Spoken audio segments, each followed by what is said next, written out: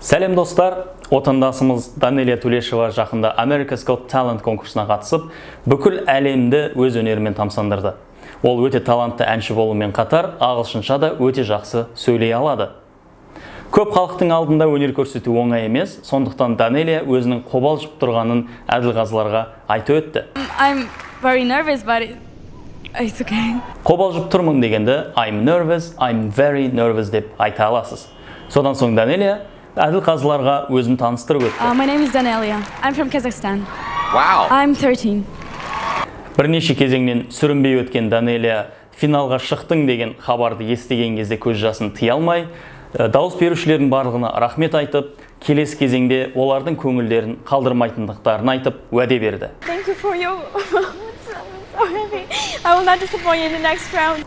Финалда өнер көрсететін Данелия өзінің кішіпейіл қыз екенін әрі туған елі Қазақстан екенін айтуды ұмытпады. I'm just a 14-year-old girl from Kazakhstan with big dreams.